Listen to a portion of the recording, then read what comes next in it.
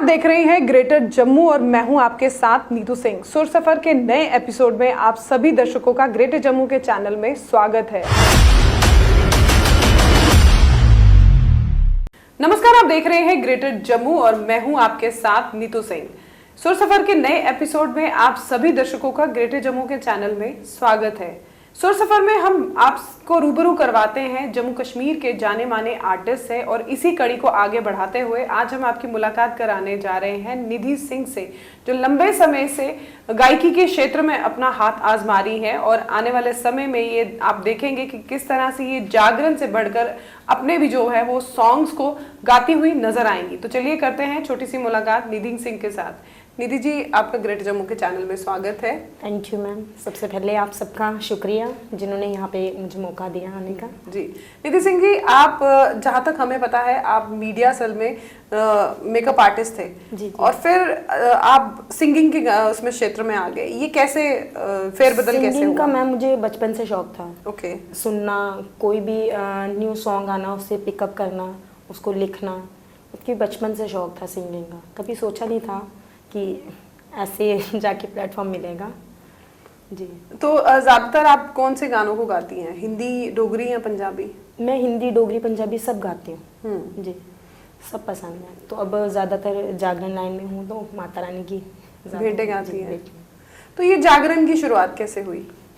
जागरण की वैसे छोटे मोटे सत्संग तो करती थी, सबको पता था कि गाती है, लोकल तो बुलाते ही थे। तो ये भी मतलब कि शौक हुआ, एक मंदिर था वहाँ पे डेली सत्संग में जाना जी, बस उसी से हो गया। तो फिर जागरण की तरफ मुड़ गए? जी जी। हमने सुना आपने एक सॉन्ग भी आपका रिलीज हुआ है। जी जी जी। तो वो कौन सा सॉन्ग है, अगर आप हमारे दर्शकों को वो गाकर सुनाए जो आपको सॉन्ग रिलीज हुआ है? जी वो सुरिंदर सफल जी के साथ मैंने किया है, प्रोड्यूस भी उन्होंने किया और सिंग भी उन्होंने किया उसके साथ जी जी। वो था तुझे ना तुझे ना तुझे ना ओ सजना प्यार हो गया है, तुझे ना तुझे ना तुझे ना ओ सजना प्यार हो गया है। ये ड्यूट सॉन्ग था उनके साथ मेरा। ड्यूट सॉन्ग था जी जी। आगे कभी सोचा है आपने कि कभी आप आगे जाएंगे? जिस तरह से आजकल रियलिटी शोज बहुत ज़्यादा आ रहे हैं नेशनल टीवीज पे, तो उसमें कभी पार्टिसिपेट करने का सोचा? हाँ मैम, मैंने बहुत बार ट्राई किया, लेकिन मुझे ऑडिशन डेट का पता ही नहीं चलता। ट्राई तो काफ़ी टाइम किया है, यहाँ पे लोकल काफ़ी किया है मैंने। डोगरी जो चलते हैं कल्चर अकेडमी में काफ़ी सारे किए हैं जी जी। कंपटीशन भी किए हैं, वैसे भी किए हैं। तो अब मन है कि वॉइस ऑफ पंजाब में जाने का। सभी जो भी आवाज़ सुनता है माता रानी की दया से यही कहता है कि आपको करना चाहिए। हाँ। तो अब देखो जो माता रानी की मर्जी हो। तो कभी ऐसा मैं मैक्सिमम आर्टिस्ट से बात करती रहती हूँ, हर हफ्ते हमारा प्रोग्राम भी रहता है आर्टिस्ट के साथ। कभी ऐसा सोचा है कि आपने मतलब जैसे आप कह रहे हैं वॉइस ऑफ पंजाब में मैं जाना चाहती हूँ, कभी नर्वसनेस ऐसे प्रोग्राम्स को लेकर आई? हाँ, जब ऑन स्टेज हो तो थोड़ा सा तो हो ही जाता है, नर्वस तो आती है। लेकिन ये है कि अभी ये गा गा के कॉन्फिडेंस बन गया अपने आप में। पहले डर लगता था, अब नहीं लगता। तो आपने संगीत सीखा किन से है? मैंने थोड़े टाइम ही सीखा था। 1 मंथ या सेकेंड मंथ पे भी सीखा था, बस थोड़े टाइम ही सीखा था। उनसे सीखा था मैंने, रवि भांजी से जी। तो पेरेंट्स ने कभी इस पर कुछ ऑब्जेक्शन किया कि क्या तुम गाती रहती हो, उन्होंने शादी करनी है, ये ऐसा वैसा? उन्होंने कभी नहीं किया। वैसे घर की नीड्स हर किसी की होती है, तो पेरेंट्स को भी कभी तंग भी नहीं किया कि ऐसी बात है। अपने ही बलबूते पे किया। मीडिया लाइन में थी, मेकअप आर्टिस्ट थी, उसी से मैं अपना सर्कल करती। तो जैसे अब आप मैरिड हैं, आपका एक बेबी भी है, तो कभी जो इन लॉज हैं उनकी तरफ से कभी कोई ऑब्जेक्शंस आई? नहीं नहीं, मुझे किसी ने मना नहीं किया, ना मायके की तरफ से ना ससुराल की तरफ से। मतलब प्लस पॉइंट रहा है आपके लिए दोनों तरफ से? 2 बच्चे हैं मेरे, बेटी है बेटा। अच्छा, 2 बच्चे हैं आपके। ओके। मुझे कभी नहीं हुआ। ओके।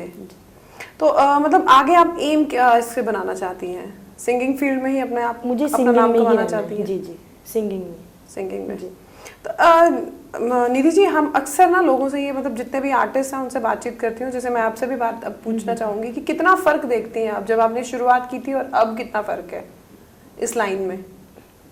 मैम, लोग करते तो है ही है, पार्शलिटी तो बहुत ज़्यादा है। सामने सामने पता लगता है कि कोई क्या कर गया, किस समय क्या हो गया, वो पता चलता है।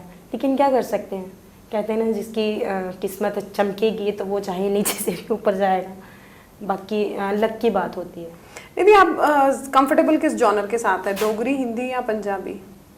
मुझे अब ज़्यादातर ये भजनों में इंटरेस्टेड है। अच्छा, डिवोशनल सॉन्ग गाने में ज़्यादा पसंद करती हैं। जी। तो डिवोशनल सॉन्ग कोई हमारे दर्शकों को सुनाइए जो आप अक्सर गाती हैं जागरण में या जब वो जी जी जी। अभी मेरा रिसेंटली रिलीज हुआ है बाबेली माता का। जी, वो लिखा भी मैंने खुद है। ओके, आप लिखती भी हैं? जी जी, मैं राइटिंग भी करती हूँ, लिखा भी खुद है और गाया भी खुद है उसको। प्लीज। तवी पुल ते खलोइए मां भगत तेरे मत्था टेक दे, तवी पुल ते खलोइए मां भगत तेरे मत्था टेक दे, मत्था टेक दे मां, मत्था टेक दे मां, मत्था टेक दे मां, मत्था टेक दे, तू ते बैठी है किले च सजी मां की आंदे जांदे मत्था टेक दे, तवी पुल ते खलोइए मां भगत तेरे मत्था टेक दे। बहुत खूबसूरत आवाज है आपकी। Thank you ma'am. वर्सटाइल आवाज लगती है आपकी। तो कभी डिवोशनल सॉन्ग्स से हट के कुछ और कभी ट्राई करने की कोशिश की? जी जी, डोगरी में गाती हूँ, फोक सॉन्ग गाती हूँ मैं। तो कोई फोक सॉन्ग हमारे दर्शकों के लिए? पल पर बे जाना ओ जिंदे राती रे जाना ओ जिंदे राती रे जाना ओ जिंदे, हरिपुर नूरपुर ठंडिया निछावा, एठ कटोचेदा हाय कटोचेदा, थाना थाना पल पर बेजाना ओ जिंदे राती रे जाना ओ जिंदे। बहुत खूबसूरत आवाज है आपकी। निधि जी, अक्सर देखा जाता है कि लड़कियों को ना आगे बढ़ने के लिए बहुत सारे जद्दोजहद करनी पड़ती है, खासकर फैमिली की तरफ से, सोसाइटी की तरफ से, और जिस क्षेत्र में आप होते हैं वहां पर भी आपकी जो है खिंचाई करने वाले लोग बहुत मिलते हैं। कभी आपके साथ ऐसा कोई वाकया पेश आया? हाँ मैम, दूर क्या जाना, घर के अपने ही होते हैं जो चाहते हैं कि भाई ना हो या कुछ भी है। अगर आपको 10 अच्छे बोलते हैं तो क्या पता 20 गलत भी बोलते हैं। तो इस स्थिति में कैसे अपने आप को आप तैयार रखती हैं कि नहीं, इनकी बातों को मैंने इग्नोर करना और आगे बढ़ना है? सबसे ज़्यादा मैटर करता है ma'am family, mother and father. अगर वो आपके साथ हैं तो आपको दुनिया से कुछ लेना देना नहीं है ना। मेरी जॉइंट फैमिली है, हम सारे एक साथ में रहते हैं, ताया जी हैं, ताई जी हैं, चाची जी हैं, सारी जॉइंट फैमिली। मुझे आज तक किसी ने मना नहीं किया, मतलब कोई ऑब्जेक्शन नहीं है, कोई हर्डल्स नहीं आए? आगे हस्बैंड वैसे मिले, वो भी उन्होंने भी कभी नहीं किया। इस क्षेत्र में सबसे ज़्यादा आपको चैलेंजिंग क्या लगता है? चैलेंजिंग यही है कि अच्छे को दुत्कारा जाता है और बुरे को अपनाया जाता है, ये चीज़ बहुत है इसमें। क्या रीज़न मानते हैं आप इसके पीछे? कुछ नहीं है मैम, क्या कह सकते हैं, आप किसी को बोल भी नहीं सकते। तो कभी ऐसा आया माइंड में, जैसे आपने कहा कि अच्छे को दुत्कारा जाता है और जो बुरे को है उसको नाम मिलता है, कभी ऐसा आया इस सिचुएशन में कि मैं ये लाइन छोड़ दूँ? हाँ, काफ़ी टाइम आया, काफ़ी बार मैंने सोचा। एक बार कहीं कंपटीशन था, मैं नाम नहीं लूँगी, वैसे ही मैं अपनी वो बता रही हूँ आपको। वहाँ पे डोगरी कंपटीशन था, तो वहाँ पे मैं अपनी तैयारी करके गई थी। तो वहाँ पे जाने के बाद जजेस बैठे हैं, 3 जजेस बैठे हैं। अगर जजेस ने अनाउंस कर दिया कि जो आप सॉन्ग फर्स्ट उसमें गाओगे राउंड में, वो नेक्स्ट में नहीं दोहराया जाएगा। अच्छा, मैं सारे वो पार्ट सारे मैंने कंप्लीट किए। जब फाइनल में आए तो एक फीमेल थी, तो उसने वही रिपीट किया जो फर्स्ट राउंड में था, वही थर्ड में किया। तो उसको फर्स्ट विनर कर दिया। वहीं से मेरा दिल टूट गया। मैंने कहा नहीं, मैंने कहा ये गलत है, मैं कुछ नहीं कर सकी ना। उनके पीछे काफ़ी स्पोर्ट्स थी, तो हम तो वैसे ही उठ के चल पड़े। वहाँ से दुख होता है कि अपनी मेहनत जब आगे नहीं आए तो क्या फ़ायदा।